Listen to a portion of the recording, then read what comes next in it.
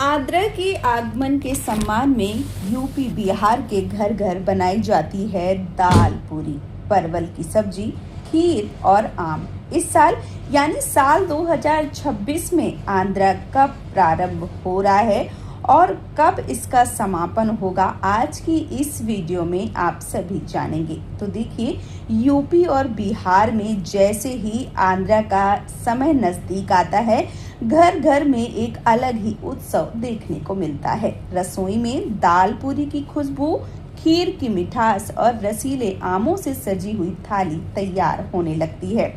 माना जाता है कि आंध्रा के आगमन के साथ साथ ही अच्छी बारिश और खेती की किसान की एक नई शुरुआत होती है और इसलिए यूपी बिहार के लोग भगवान इंद्रदेव को दाल पूरी, खीर और आम का भोग लगाकर उनसे अच्छी वर्षा की प्रार्थना करते हैं। यूपी बिहार में मानसून के आते ही एक खास परंपरा की शुरुआत होती है, जिसमें विशेष कर भोजन बनाया जाता है और भगवान इंद्रदेव को यह भोग लगाया जाता है ताकि वे बारिश करते रहें। और जी हाँ दोस्तों, आंध्रा नक्षत्र का इंतजार हर किसी को बड़ी ही बेसब्री से होता है। सभी किसान मानसून के इंतजार में होते हैं ताकि खेती की शुरुआत की जा सके और बच्चे से लेकर बूढ़े तक इस ताक में रहते हैं कि अब हमें दाल पूरी, खीर और आम से सजी हुई थाली खाने का आनंद प्राप्त होगा। आद्रा नक्षत्र ही कृषि कार्य शुरू होते हैं। आद्रा नक्षत्र से ही वर्षा, जल से जन और जानवरों के साथ प्रकृति खिलखिलाकर उठती है।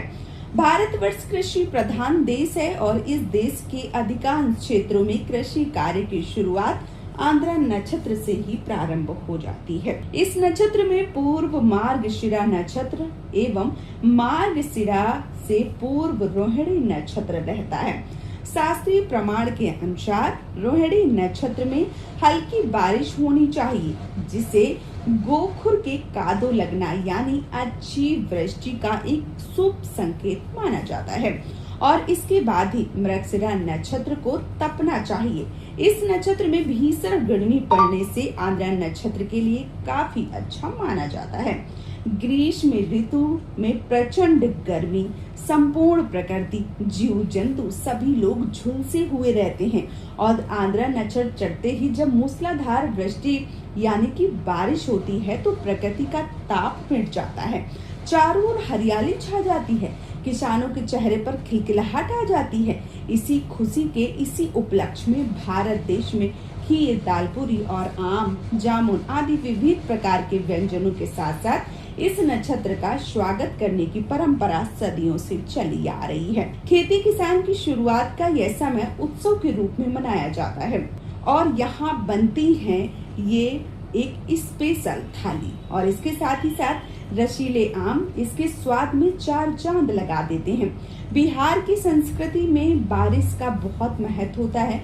यह यूपी बिहार की उपजाऊ जमीन पर खेती की अच्छी संभावना को बढ़ाती है और इसलिए बारिश को लगातार बनाए रखने के लिए और इसकी कामना के लिए साथ ही घरों में दाल पूरी, खीर और आम भी परोसा जाता है और भगवान इंद्रदेव को भोग लगाने के बाद संपूर्ण परिवार इसे बांट कर खाता है।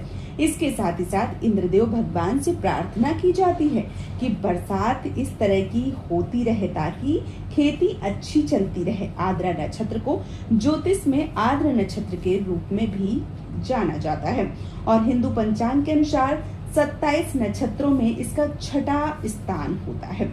इस नक्षत्र के देवता भगवान शिव का उग्र रूप और स्वामी राहु हैं। ज्योतिष शास्त्र के अनुसार ये चंद्रमा इस नक्षत्र में आते हैं और इसे वर्षा ऋतु को शुरू करने का संकेत माना जाता है। यह समय आमतौर पर जून के आखिरी हफ्ते से जुलाई की शुरुआत होती है और इस समय धान की रोपाई का काम शुरू हो जाता है और इसी मौके पर आद्रा बनना कहा जाता है। इसका मतलब है कि खेती की पूजा, अच्छी बारिश की कामना और सामूहिक भोज का आयोजन करना। इस साल यानी कि साल 2026 में सूर्यदेव 22 जून को दिन सोमवार को रात्रि को 8:27 पर आंद्रा नक्षत्र में प्रवेश करेंगे और 6 जुलाई को दिन सोमवार को रात्रि को 10:02 पर सूर्यदेव आंद्रा नक्षत्र से निकलकर पुनर्वासु नक्षत्र में प्रवेश करेंगे, जिसके साथ ही साथ आंद्रा की अवधि समाप्त हो जाएगी।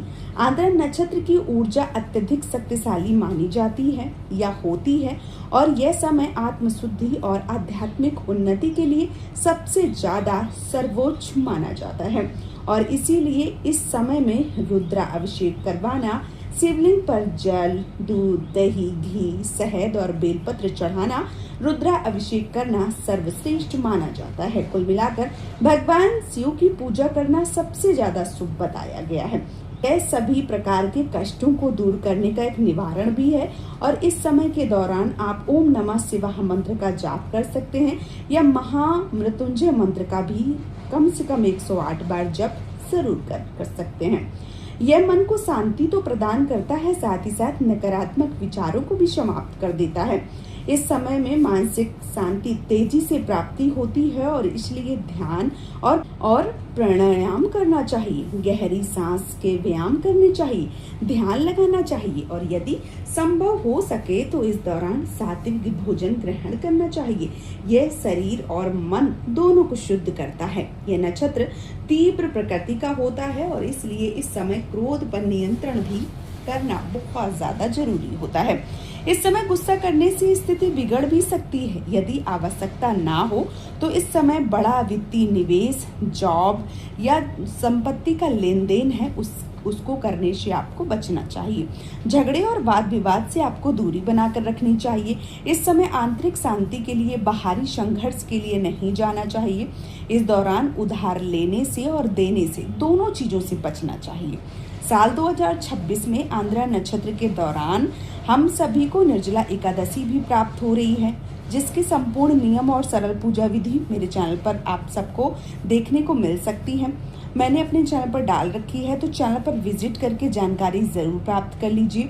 यह जानकारी आप सभी को कैसी लगी है, आप वीडियो को लाइक करके और मुझे कमेंट सेक्शन में जरूर बताइए। आपका एक छोटा सा कमेंट मेरी इस मेहनत को सफल बना सकता है। तो आप सबसे विनम्र निवेदन है कि आप सब चैनल पर एक कमेंट जो है वो ज़रूर छोड़िए। आपको ये वीडियो कैसी लगी है ये ज़रूर बताइए। अगर आपको अच्छी लगी है तो भी आप बता सकते हैं, यदि आपको अच्छी नहीं लगी है तो भी अपना ओपिनियन, अपना अनुभव हमारे साथ कमेंट सेक्शन में ज़रूर साझा कीजिए। आप सभी को आंद्रा नक्षत्र की ढेरों शुभकामनाएं। आप इस दिन दाल पूरी या जो आम है, खीर है, वो सब जरूर बनाइए। अपने पितरों को भोजन दीजिए, इंद्रदेव की पूजा कीजिए, भगवान भोलेनाथ की पूजा कीजिए और संपूर्ण परिवार के साथ इस भोजन का जो आनंद है वो जरूर प्राप्त कीजिए।